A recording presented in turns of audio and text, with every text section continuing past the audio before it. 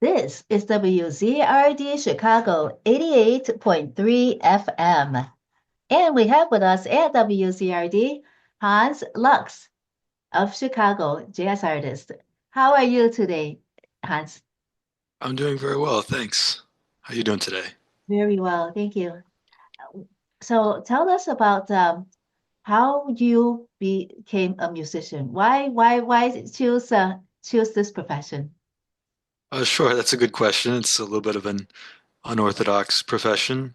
Um, well, I first started getting into music from about as young as I can remember, primarily through my father's CD collection.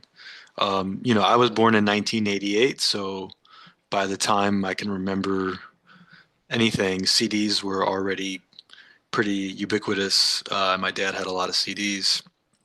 And so I listened to whatever he had. I also had an older brother. I listened to CDs that he had. And then when I was 8 years old, I was fortunate enough to start taking guitar lessons with a great guitar player from Aurora, Illinois, which is my hometown. So this guy named John Papadolius, he's still there, he's still teaching, still playing. He's a great guitar player, and I had the fortune of starting lessons with him when I was 8. He doesn't teach computers too, does he? Or just music? I don't think so. I think just music. I don't. I'd be surprised if he taught computers. Not because he's not technically proficient, but I no, I don't think he does. Okay. Well, how did he just happen to be your teacher? How did the two of you connect? Well, that's a good question. I don't remember. Well, it was through my brother. I'm trying to remember how my brother connected with him. So my older brother was already playing guitar, and he was taking lessons with him. So then I started maybe about a year later. But how my brother met him, I'm not 100% sure. And then did you start playing jazz? What sort of genres were you playing when you were learning under him? Yeah, well, when I first started, it was just very general. I was an 8-year old, so certainly wasn't learning. I wasn't learning like jazz right away. But he was just showing me basic things on the guitar. But as far as genre goes, some of the early things they started showing me was flamenco guitar from Spain, which he's very good at. I never got good at that, not because he didn't teach me well, but it just wasn't something that I really pursued the way he did. And also, he was really good at like gypsy jazz guitar, like in the style of Django Reinhardt. And Oh. that's also something that I never got very good at. He was a strong player in both flamenco styles and classical guitars generally, on a nylon string guitar, and then also playing like Django Reinhardt style guitar. And I learned some, rudimentary things in all of those styles. I was studying classical guitar and a nylon string guitar for a few years with him, but it's nothing, it never really took off with me. So when you were learning that gypsy jazz, did you ever meet Doug Monroe? I can't say that I did. It doesn't ring a bell. Oh, okay, because he does a Huh. lot of gypsy jazz as well. He's a friend of ours. Oh, cool.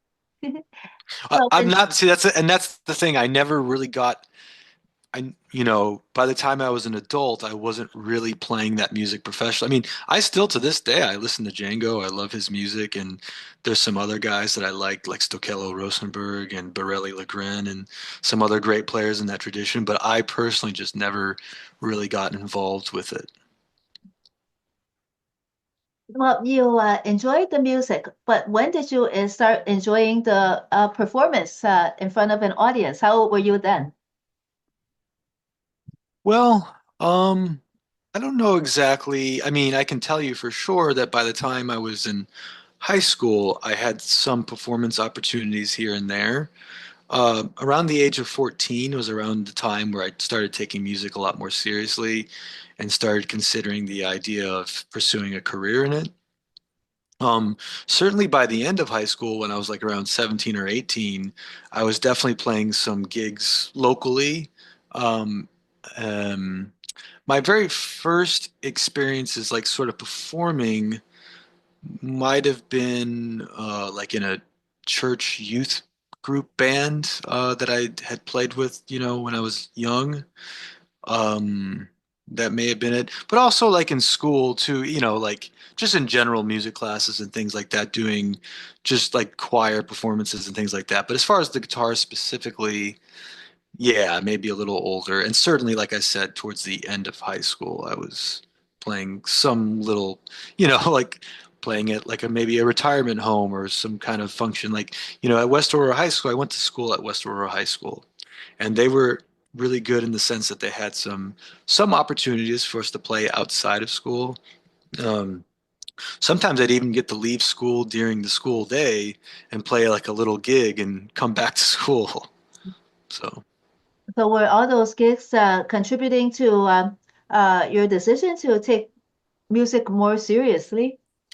Oh, it certainly helped. I think by the time I was doing those gigs that I just described to you, certainly the ones in high school, later in high school, I think I'd kind of already decided that I wanted to pursue that.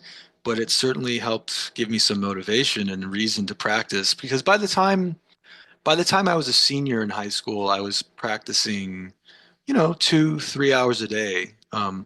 Very oftentimes like 3 hours.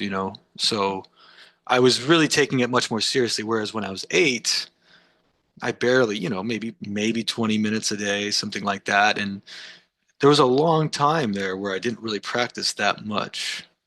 So, When you practiced 2 to 3 hours a day, was it for to do well on a homework assignment, or was it just something that you really loved and that you felt that you wanted to do, you needed to do, so you did it?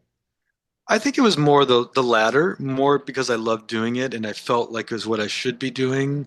Um, I was also fortunate towards the end of high school to start taking lessons with a man named Zvonimir Tot, who was at the time teaching at University of Illinois Chicago. And so I started taking some lessons with him, specifically like more for jazz. And he would kind of give me assignments. So I definitely was practicing the things that he would assign me to do. And I was also still taking with John Papadolius, my first teacher.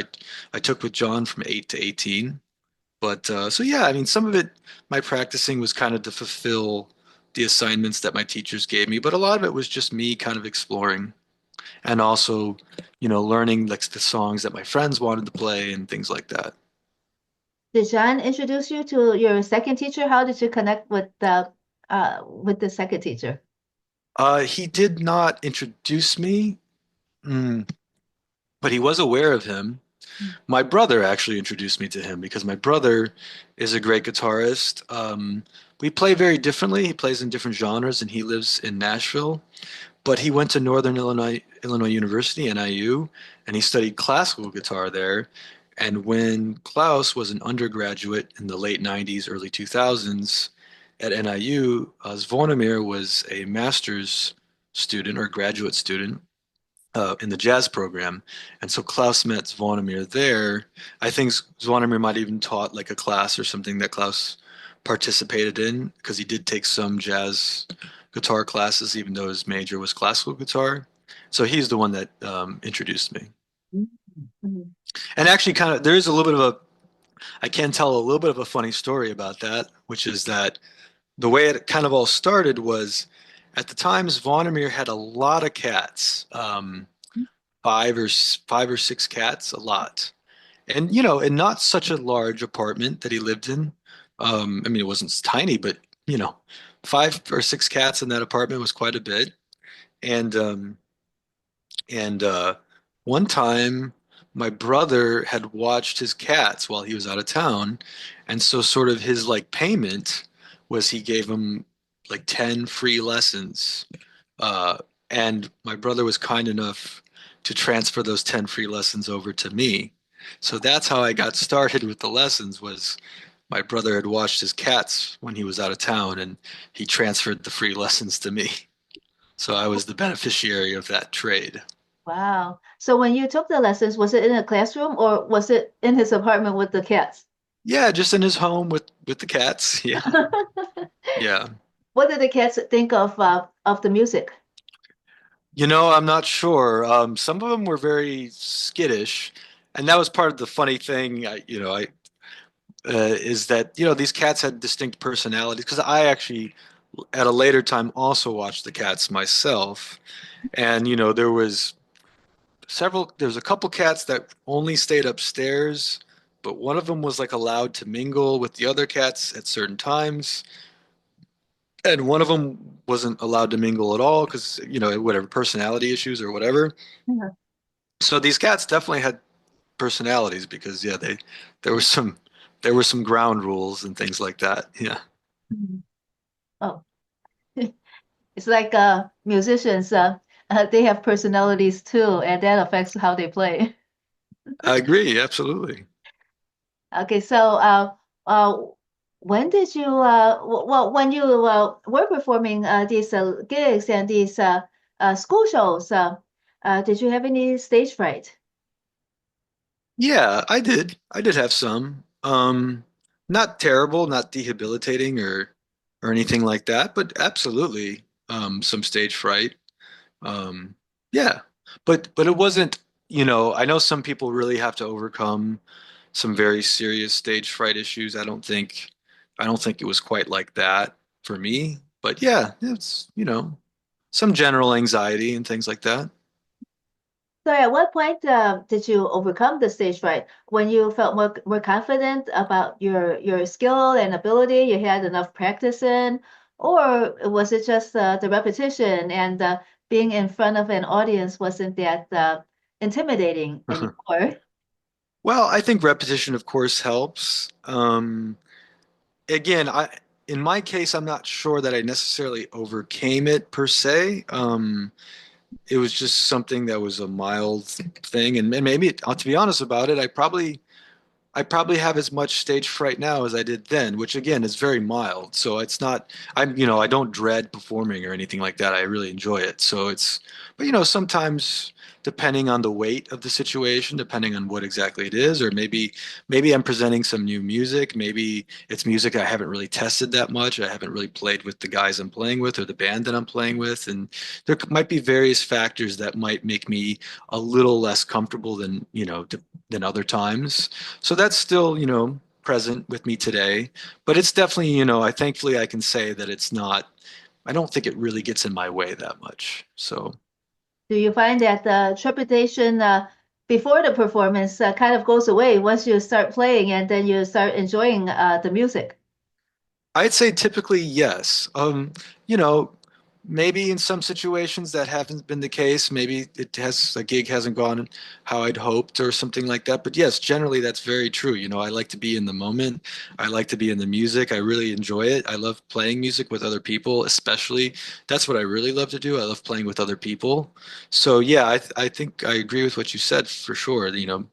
Maybe with some minor exceptions, but absolutely. So have you written songs as well? Have you composed?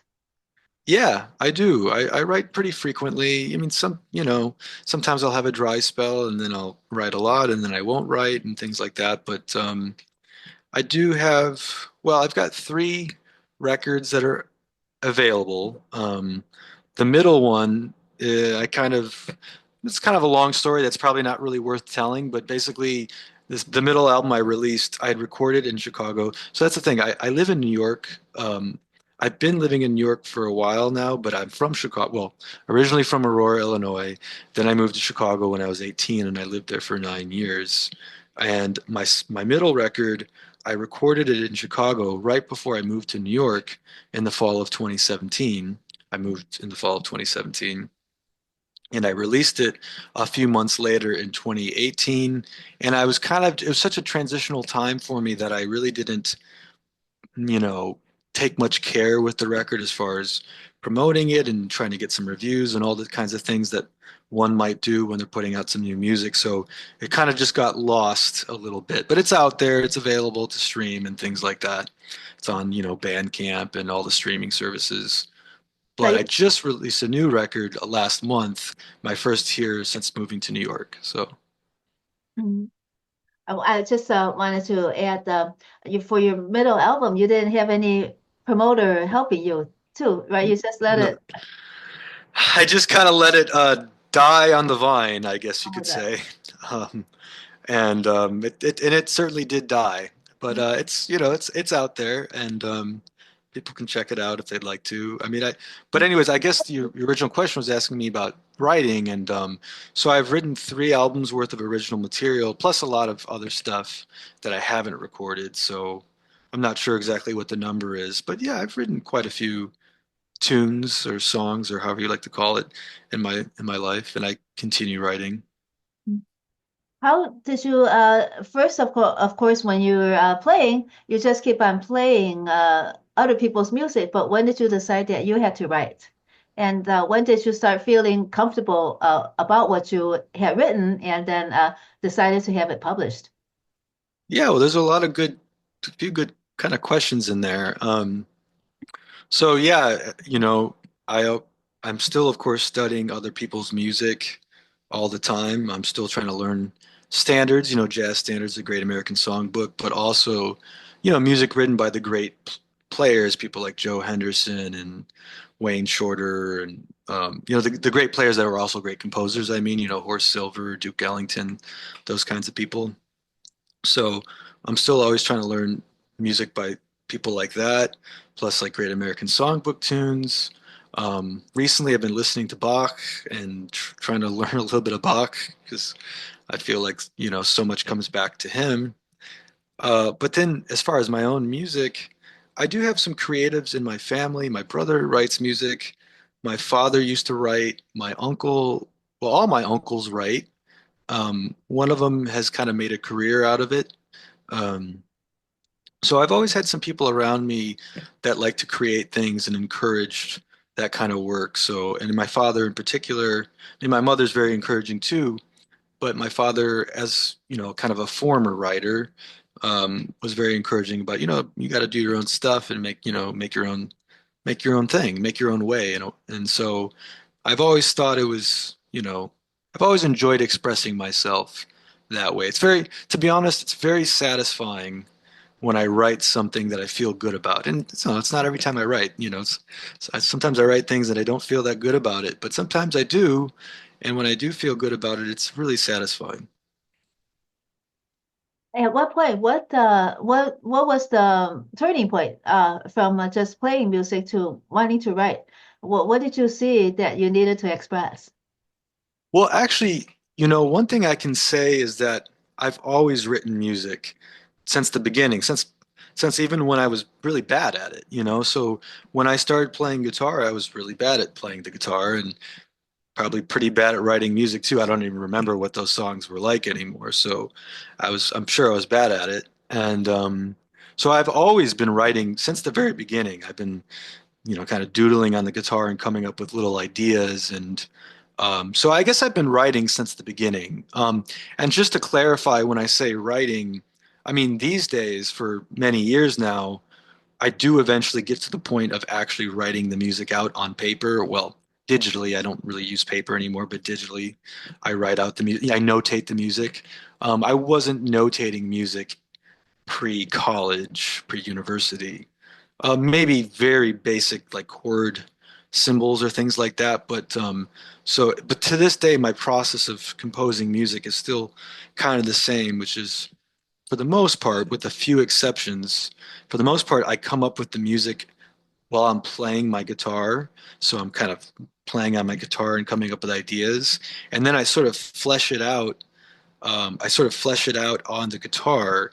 And then I basically transcribe myself. So nowadays it's so easy with like a phone or something. I can just use like a little voice memo, record what I'm writing on the guitar, and then later I'll notate it. So all my pieces these days I do notate, especially so that other musicians can play the music with me. But when I was really young, when I was first writing, quote unquote, writing my first music, that was all just none of it was written down. So, What was the first song that you felt was very important that you wrote? well, um, maybe it was something in high school, So I started playing with some friends in high school, and there was so this was the early days of cell phones, and one of my friends had a cell phone ring. You know how you can change your customized ring when somebody calls you or something. So, I mean, this is like in 2000, I don't know, 5 or something like that. And my friend had a cell phone ring. It was called Trip Hop, like hip hop, but Trip Hop. And it was Mm. kind of like this funky little ringtone. And so I wrote something kind of unrelated to that, but it was kind of funky, I guess you could say. And we called it Trip Hop was the title based on that cell phone ring. But I remember that, looking back on that now, I think it was probably kind of a silly song, probably. But I remember at the time it felt really satisfying because it sort of became like a standard for my friends and I. We would play that song at our little gigs and things like that. And I think that felt really satisfying at the time to Mm. have kind of come up with this little, it was barely a song. It was kind of like a little chord progression groove, and I don't even remember what the melody was. It seemed as if it was a little bit of your branding then that you appear and then you play it trip hop. Oh, oh yeah, right, right. Yeah, yeah. Wow. Well, then let's talk about your current album. So, what was the creative process? Which track is your favorite track and why? Mm, no, here, let me take a, I've got the CD next to me and take a look.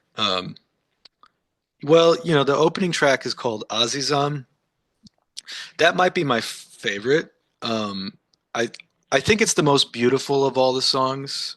If I may say so myself, I think it's got a very singable melody. Because to be honest with you, I wouldn't call all these songs beautiful on this record. I wouldn't say they're all beautiful. I mean, hopefully they all have some sort of value, but they're not necessarily, what I would all call beautiful.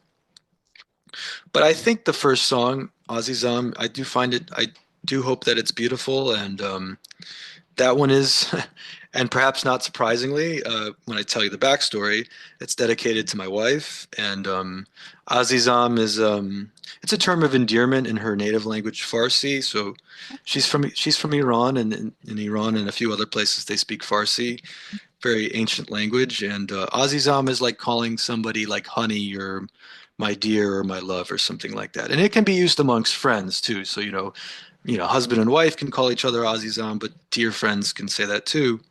And so I wrote it for her, and so hopefully it's nice and pretty and all that. And but I think it is, and I really like that track, and it's the first track of the record. And did you have some structure among all the tracks? Was there a plan that connected all the tracks together? That's a really good question, and I can't honestly say that there is. But like not any sort of master plan.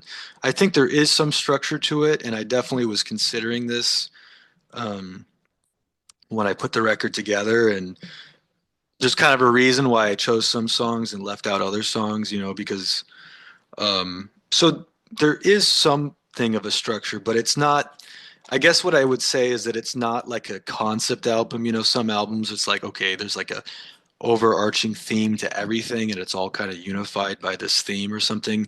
I can't say that's true of this record, but there's some unity in some respects, and there's definitely, even just the basic like track order, of course, I put some thought into that, and the songs that I chose, I put some thought into it. I didn't want it to be like, wildly different, like from here to here to here.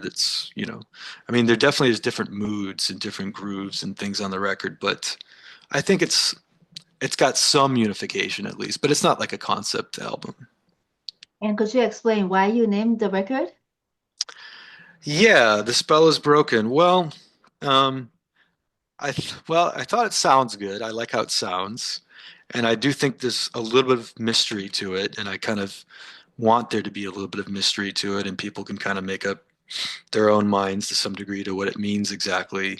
Um, but it was kind of done in the wake of COVID, after COVID, and in fact, in February of 2020, I was preparing to record, and of course, a month later, the whole world changed. So the beginnings of this album actually start before COVID, And so I kind of felt, you know, and I'm not really making any particular statement here per se on the whole matter, but um, I kind of felt like, we all went through what we went through for during COVID, if and some of us had different experiences than others, and everyone has got maybe a different opinion, et cetera, et cetera.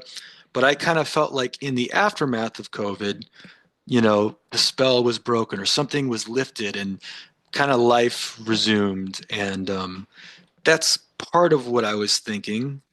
Um, although when I originally wrote the song, I was kind of thinking something else because I wrote the song years before. So it's kind of funny that the song itself was written with a different intention, but when I applied it to the actual record and as a title for the record, I was kind of thinking, and also the last song, by the way, is called Overdue. And the reason for that was because I felt like this record was overdue because, I had recorded in 2015. My debut was Time Never Pauses. 2018 was that middle one that I told you about that was kind of forgotten by me and everybody else. And, but, first by me, basically. And then this came out 7 years later, and I planned to record in 2020, 5 years before this was released. And so that's why Overdue, I was feeling like, well, wow. So my hope is to record another record this year and have it released, if not in the end of 2025, in 2026. So I certainly don't want to record one record every 7 years. I want to record every year, hopefully. Mm. So yeah. And so it was overdue means like it was almost like a release from COVID in a sense. Not it's not a total end of COVID, but at least there's a significant pause, and it's like not that how should I express it? Not that urgent, but it's still lurking in the background, kind of. Yeah, I guess so the record I was kind of thinking like the spell is broken is sort of coming out of the sort of spell or sort of, you know, trance. I use that word very loosely, coming out of the trance or whatever. But overdue for me, it wasn't so much about COVID per se. It was more just about I really wanted to record some of this music. Now, some of the music was new, so some of the music was holdovers from that originally planned 2020 session, but some of the music was brand new, so it was kind of a mixture. But I was just like, I was really kind of anxious to get that old music out there, Got it. so I felt overdue. Mhm. What about the middle record? Was there any music from the middle record that you wanted to refashion and that then you included it in this third record? Well, that's a good question. The answer is, well, I didn't actually refashion any of it, but maybe someday I would take a look at some of that music because I think I like some of that music from that second record, and yeah, maybe I would refashion or repurpose some of it. I would absolutely consider that. And what are your upcoming performance dates? Well, I have a lot of like as you'd call gigs, so I mean I'm playing quite a bit.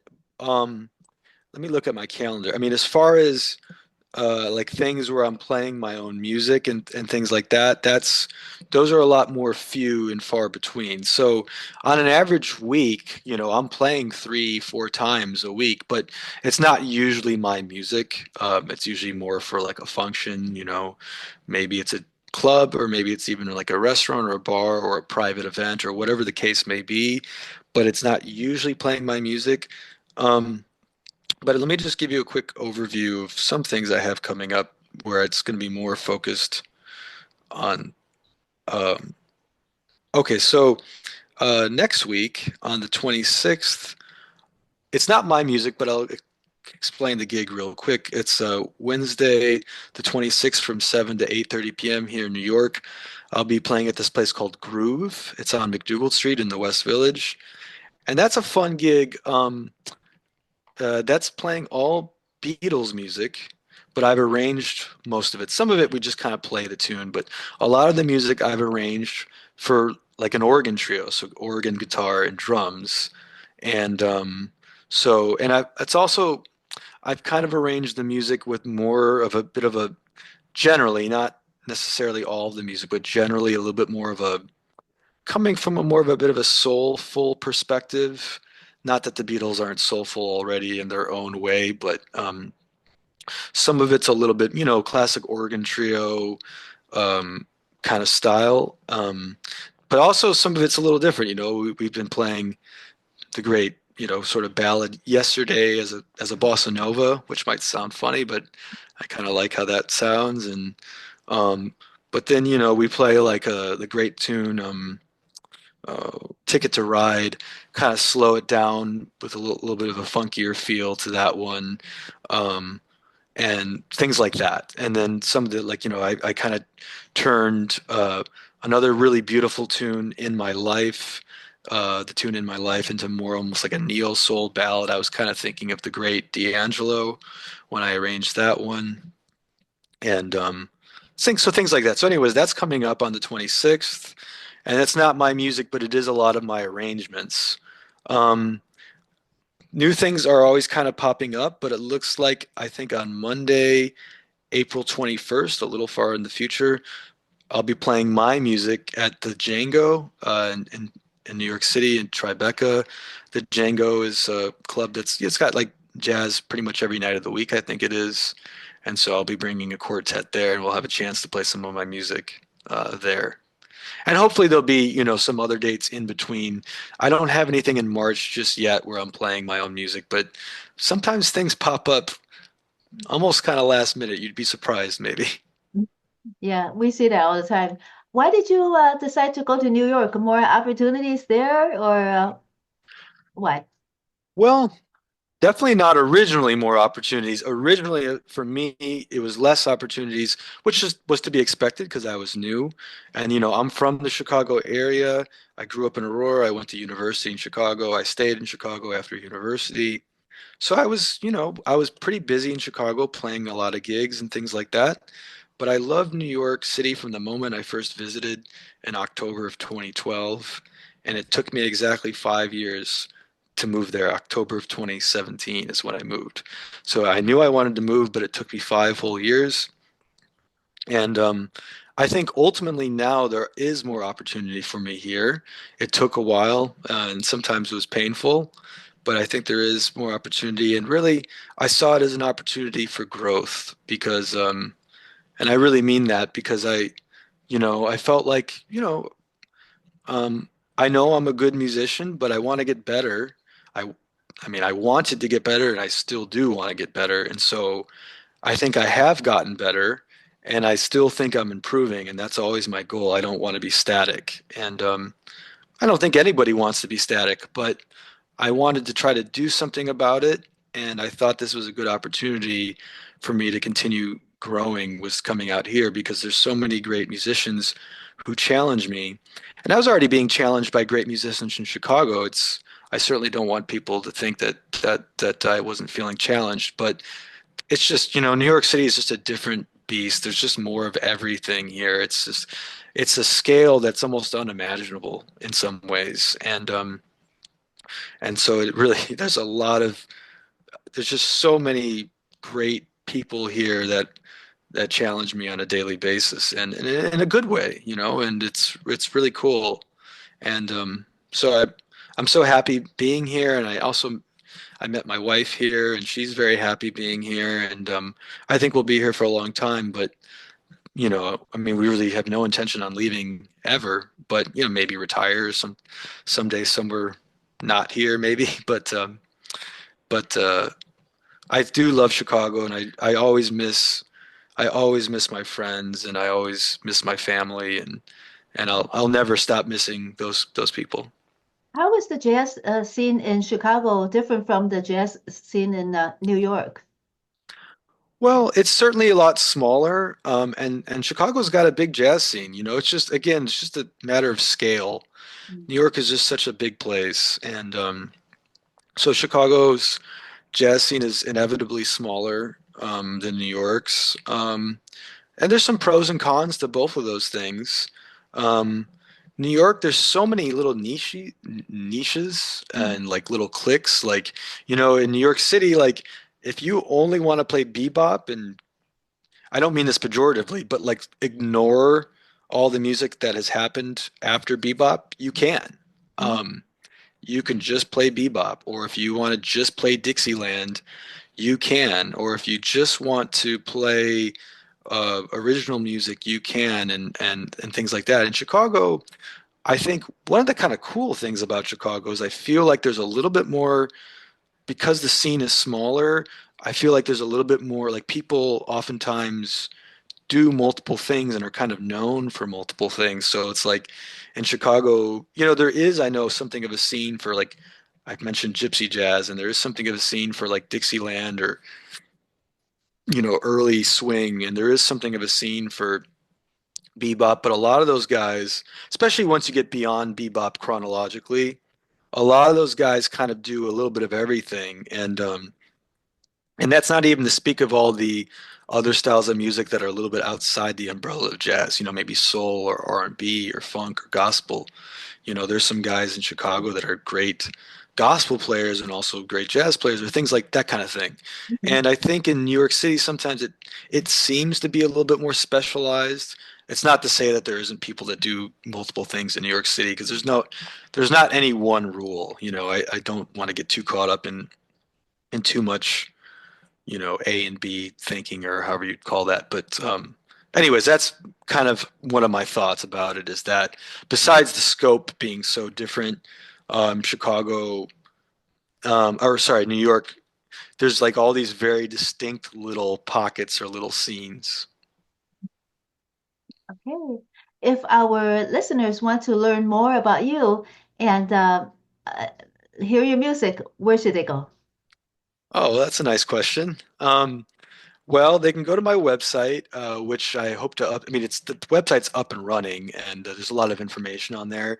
But I want to get a little bit better about I guess promoting myself on my own website, which of course I do to some degree already, but as far as like selling my music and things like that.